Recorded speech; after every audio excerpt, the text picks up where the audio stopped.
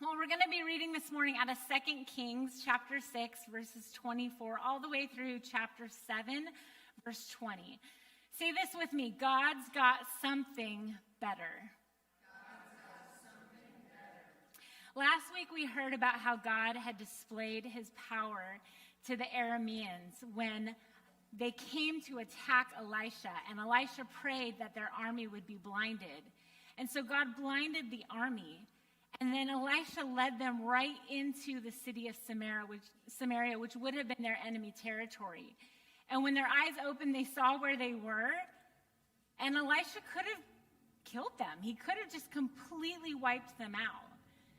But instead, it says he threw them a great feast, and then he sent them back. And at the end of our story last week, verse 23, it said, so the bands of Aram stopped raiding Israel's territory. It sounds to me like the king of Aram learned his lesson, right? I mean, this isn't the first time that he has seen God's power displayed. He saw God's power displayed in our lesson a couple weeks ago when he sent his commanding officer, Naaman, to go and be healed in Israel, and he was miraculously healed. And then he saw God's power displayed when God kept telling Elisha where the Arameans were camped. So Elisha was able to help the Israelites move past the enemy's camps and avoid them completely. And then last week we heard about how God displayed his power once again by blinding the Aramean army and leading them right into the city of Samaria, where they could have been completely wiped out. If I'm the king of Aram, I'm thinking, you know what?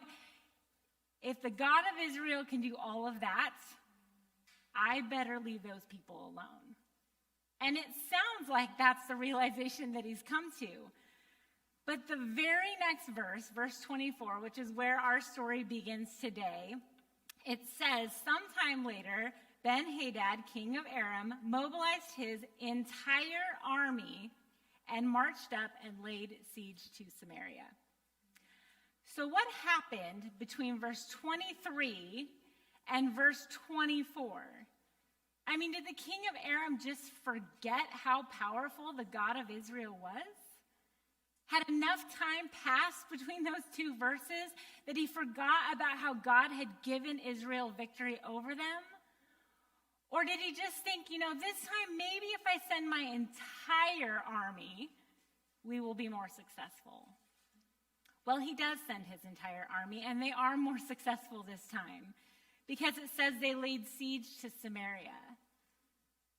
The siege lasted so long that it actually caused a severe famine in the land, meaning there wasn't any food. The Arameans, as was typical in war, they would have surrounded the city. And so basically whatever Israel had to eat within the city walls was it. And once that ran out, they were done. They couldn't just saddle up their donkey and just go drive through the nearest McDonald's. Or they couldn't order Instacart and have groceries delivered. Okay, kids, I have a question for you. Have you ever been, really, really hungry? I mean, no. I mean so hungry that you may have actually said to your mom or your dad or your grandparents, I'm starving.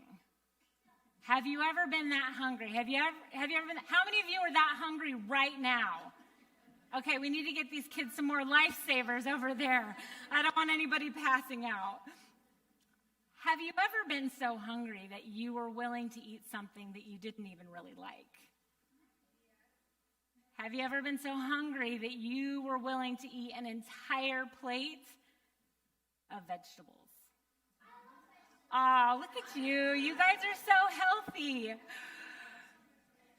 Well, the famine lasted so long, and it was so severe that they actually ended up eating some really disgusting things. It says they were eating the heads of donkeys. Says they were eating dove droppings. And that doesn't mean that the dove was just dropping, stuff out of the sky. He was dropping stuff out of the sky, but it wasn't anything edible. Now, the king of Israel was not really a nice guy. And like a lot of the other kings, he did evil in the eyes of the Lord. And he saw his people and the famine that they were experiencing, and he saw the gross and detestable things that they were eating. And it says he tore his robe in anger. And he says in verse 31, may God deal with me, be it ever so severely, if the head of Elisha, son of Shaphat, remains on his shoulders today. Why is this Elisha's fault? What did Elisha do? Here we see the king of Israel playing what we like to call the blame game. Okay? Now, kids, if you have a brother or a sister or a friend or even a dog, you have probably played this at one point in time. Okay? Picture this. You're driving in the back seat of the car, and maybe you and your brother or sister, you get into a little scuffle. Okay? And your parent turns around and says to you, calm and collected, right, parents? Will you please stop fighting? And what do you think might be a typical response? They started it, right? Now, I was your age once too, and so I remember getting into these fights with my sisters and saying, they started it once or twice. In my defense, they really did start it because I was perfect. But we do that, right? Because sometimes it's just easier. I mean, what if you break something, right? And it might have been a total accident. But it just seems like it would just be easier to blame it on someone else or something else instead of taking responsibility for what we did. Or can we talk about the dog? Let's talk about the poor dog for a minute. He just has such a terrible habit of eating your homework, doesn't he? Now, with school being online, I don't know that you get to use that excuse anymore. So here's an excuse I'm going to give you for free. I'm very sorry, teacher, but the dog ate my Chromebook charger. I couldn't jump on Zoom today. Here we see the king of Israel pointing the finger at Elisha and saying, this is all his fault. He's the one that keeps toying with those Arameans. He's the one that should have killed them when he had the chance. I mean, he's the prophet, right? Shouldn't he have seen this coming? Shouldn't he have been able to warn us and steer us clear of all of this hardship? You know, God had warned them way back in the Bible in Leviticus about some of the consequences that they might face if they weren't obedient. He lists out all of the laws and his commandments, and he says, if you follow them, if you remain faithful to me, I will bless you. I will be your God. You will be my people. But if you don't, and then he goes on to list very specific and very detailed consequences that they could expect to experience as a result of their disobedience. And here in this story, we see them experiencing some of the exact consequences that God said that they would experience. But the king of Israel is pointing at the finger at anybody he can possibly blame for their misfortune, instead of recognizing the fact that not only was he unfaithful to the Lord, but he led an entire nation in that same direction. So the king of Israel goes after Elisha to kill him because he blames him for all of their problems. And when he meets up with Elisha, he says in chapter 6:33, this disaster is from the Lord. Why should I wait for the Lord any longer? Okay, so now he's blaming Elisha and he's blaming God. Elisha said, hear the word of the Lord. This is what the Lord says. About this time tomorrow, a seah of flour will sell for a shekel, and 2 seahs of barley for a shekel at the gate of Samaria. The officer on whose arm the king was leaning said to the man of God, look, even if the Lord should open the floodgates of heaven, could this happen? You will see it with your own eyes, answered Elisha, but you will not eat any of it. So the king of Israel comes to kill Elisha, and Elisha tells him, hey, look, this time tomorrow, there's going to be food. And there's not just going to be like a little bit of food. There's going to be a lot of it. At the beginning of the story, it actually says they were paying 80 shekels for those nasty donkey heads. And here Elisha's telling them, hey, this time tomorrow, you're going to pay 1 shekel for a seah of flour. Now, a seah is about 2 gallons, okay? So you're going to pay 1 shekel for 2 gallons of flour, and you're going to pay 1 shekel for 4 gallons of barley. Now, I'm not an economics major by any means, but here's what limited knowledge I do have. The more of something you have, the less it typically costs. And the less you have of something, the more it typically costs. Like after COVID, I could not believe how much toilet paper and hand sanitizer was going for. What Elisha is saying is, look, there's not just going to be a little bit of provision tomorrow. There's going to be so much flour and so much barley, it's going to be cheap. And the officer questions Elisha. And Elisha tells him, well, you'll see it. With your own eyes, you'll see it happen. But you won't get to eat any of it. Say, God's got something better. So how does this word from Elisha come about? We're going to continue reading in chapter 7, verse 3. Now there were 4 men with leprosy at the entrance of the city gate. They said to each other, why stay here until we die? If we say we'll go into the city, the famine is there, and we will die. And if we stay here, we will die. So let's go over to the camp of the Arameans and surrender. If they spare us, we live. If they kill us, then we die. At dusk, they got up and went to the camp of the Arameans. When they reached the edge of the camp, no one was there. For the Lord had caused the Arameans to hear the sound of chariots and horses and a great army, so that they said to one another, look, the king of Israel has hired the Hittite and Egyptian kings to attack us. So they got up and they fled in the dusk and abandoned their tents and their horses and donkeys. They left the camp as it was and ran for their lives. So the Arameans are just chilling in their camp, right? They've got the city of Samaria pretty much locked down, and at this point, they're just waiting it out. They're just waiting for them to get tired of the famine and surrender. And then all of a sudden they hear this sound of a vast army coming, and they think the Israelites have called for reinforcements. They've called for backup. And so they book it out of the camp, leaving everything behind. And then these 4 lepers, these 4 outcast lepers, stumble upon this abandoned camp and eat.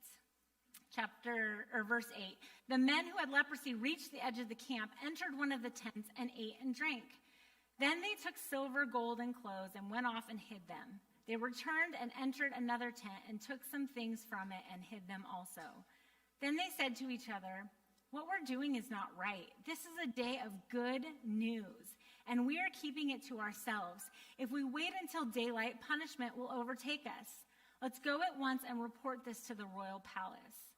So they went and called out to the city gatekeepers and told them, we went into the Aramean camp and no one was there, not a sound of anyone. Only tethered horses and donkeys and the tents left just as they were. Then the gatekeeper shouted the news and it was reported within the palace. Then the king got up in the night and said to his officers, I will tell you what the Arameans have done. They know we are starving, so they have left the camp to hide in the countryside, thinking they will surely come out, and then we will take them alive and get into the city. So because the king is skeptical, one of his officers suggests, look, why don't you send a few of your officers then to go check it out? If it really is a trap, we only lost a few of them. So he does that. So he sends out the officers. They come back and report that everything the lepers had said was true. Verse 16, then the people went out and plundered the camp of the Arameans. So a seah of the finest flour sold for a shekel, and 2 seahs of barley sold for a shekel, as the Lord had said. Now the king had put the officer on whose arm he leaned in charge of the gate, and the people trampled him in the gateway, and he died, just as the man of God had foretold when the king came down to his house. I think it's really sad what happens to the officer who gets trampled in the gateway. If you read his question as one of curiosity, that kind of sounds like a harsh punishment. I mean, he was just asking Like, is this even possible? But when I was studying this, I was looking at some commentaries that actually said this wasn't really a statement of curiosity. It was actually meant to be a scoff at God. More like, okay, Elisha, let's just pretend that actually really happened. Like, let's just say that God opened windows in heaven, right? What's he going to do? Just like pour out flour and barley? I mean, come on. Can you believe this guy? You really think that God's going to do that? He wasn't just saying, is this possible? He was ridiculing. He was mocking the word of the Lord. And you know, I really think that reveals kind of the condition of his heart. The fact that he would be willing to make fun of and ridicule the word of the Lord. And you know, I don't know that he necessarily got that way on his own. It says that he is the officer on whose arm the king leaned. And so I don't know if the king was actually physically disabled. Maybe he had to physically lean on this guy's arm. Or if this just meant that, like, this was his right-hand man. This was his guy. They were close. They were tight. Either way, they were spending a lot of time together in close proximity. And I have to wonder if maybe the king's heart, his attitude, his beliefs about God had rubbed off on the officer or the other way around. It shows that the hardness of this officer's heart had gone to a whole new level. Both him and the king, it shows that they had lost touch with who God was, what he was capable of doing. They forgot about his character, that he is a God of mercy, that it is his love that compels him to act on their behalf. They forgot that God had something better in mind for them. You know, sometimes I read these stories in the Old Testament, and I feel like different story, same message. Because a lot of what we see in these stories, again, is God's grace and his mercy towards a people who didn't really deserve it. As far as we can see, as far as we can read, the nation of Israel did not have repentant hearts. They did not repent of their sins. They were still very much experiencing the consequences of the decisions that they had made. But God in his mercy chose to provide exceedingly abundantly, not only above what they could ask for, but what they actually deserved. He is saving them by providing them physical food to eat when they are on the verge of starvation. He is saying to them, I have something better for you. You don't have to eat like that anymore. And isn't that what he says to us? You don't have to live like this anymore. You don't have to stay stuck in this life of sin. You don't have to keep continually filling the void of your life with the nasty things that the world has to offer you. I have something better for you. Jesus said in John 6:35, I am the bread of life. Whoever comes to me will never go hungry, and whoever believes in me will never be thirsty. Say, God has something better. I love the surprising way in which God chooses to provide. He could have just opened the windows of heaven. He could have just rained down food. It wouldn't be the first time that he's done something like that. And I really think that would have put the scoffer in his place, you know, like, hey, see what I just did? Nailed it. But instead, he chooses to use the sound of an invisible army to come in and completely drive the Arameans out of their camp, leaving everything behind. And then he uses 4 outcast lepers in a hopeless situation to stumble upon this camp, eat, and then really help rescue the rest of the nation of Israel from the famine. Let's talk about these lepers for a minute. I mean, they really are the perfect picture, an accurate picture of the nation as a whole.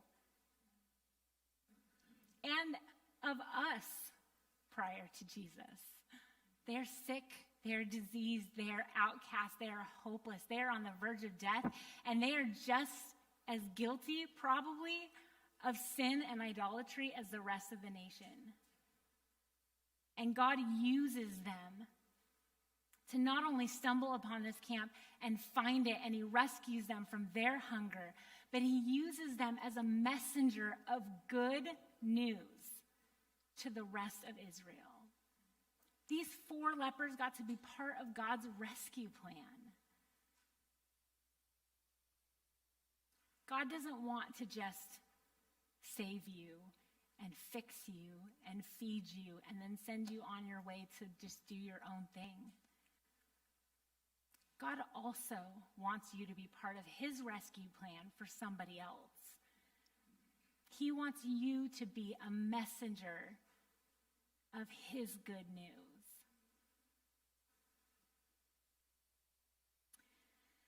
I have one question when I read this story that I want to address, because if I have this question, maybe you do too. Like I said before, as far as we read, the nation of Israel was not repentant prior to receiving this miraculous provision from the Lord. They were still very much stuck in their sin and stuck in their ways. And God provided everything they needed and much more. So maybe you're kind of wondering, was repentance really necessary? I mean, if God is going to provide and take care of his people, regardless of whether or not they repent for their sins, what's the point? First of all, God rescued them from their hunger in that moment. He provided physical food for people that were on the verge of starvation. Now, I don't know how long this famine lasted. I tried to find out that information and couldn't really get a clear answer. But here's one thing I do know. If I go one day without eating, I think I'm dying. These people did not just miss a few meals. They were so hungry. This famine was so severe that they were eating the most horrific things imaginable just to stay alive. And if you would like to learn more about those horrific things, you can read the text for yourself with parental permission. This wasn't just them skipping a few meals. They were suffering consequences for the decisions that they made. Just because God provided them food in this particular instance doesn't mean that they didn't experience consequences before this, and it doesn't mean that they didn't experience consequences afterwards. I think sometimes we look at people, okay, maybe not any of you, but I have looked at people before get blessed, or God miraculously provides for them, and I think to myself, God, why them? They don't really deserve it. They're not even Christians. I think sometimes we see provision as a blessing, like a reward for good behavior. Now, God does says, if you are faithful to me, I will remain faithful to you. But I don't know that his provision for the Israelites in this situation was necessarily a reward for their good behavior. I think his provision in this instance was meant to be a wake-up call. It was meant to grab their attention. Hey, Israel, I have something better for you. You don't have to live like this anymore. You don't have to eat these nasty and detestable things. You are my people, and I love you. Don't you see that? I want to circle back to the officer who got trampled in the gateway for just 1 minute. Here we see God being merciful to the whole nation of Israel, but the officer scoffs at the word of the Lord and gets trampled to death. Where's the mercy in that? Like I said before, I think the scoffing really reveals just how hard his heart really was towards God. Proverbs 19:25 in the ESV says, "Strike a scoffer, and the simple will learn prudence." Now, I don't want to say that God was making an example out of this officer, but in some ways I wonder if God saw just how far he really had turned away from the Lord. I wonder if God saw just how hard his heart really was, that he would make fun of and ridicule his word. And maybe God does bring punishment upon him. But again, maybe it's in an effort to say to Israel, don't be like that guy. Come back to me. Come home to me. You are my people. If you keep living your sinful ways, if you keep worshiping other gods, if you keep doing your own thing, your heart is going to get harder and harder towards me every day. Don't do it. Don't be like that guy. I have something better for you. Would you stand with me this morning? Say, God's got something better. Now turn to your neighbor and say, God's got something better for you.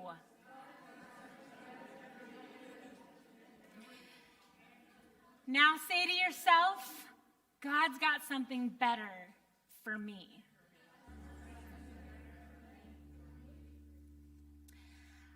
I couldn't help but be reminded of the story of the prodigal son. So he basically tells his dad, I don't need you anymore. He takes his inheritance, he goes off, he does his own thing, and he squanders it. And then it says one day there was a severe famine in the land. And he found himself feasting with the pigs. So he thinks to himself, maybe I'll just go home. Maybe I can be one of my father's servants, because even the servants eat better than this.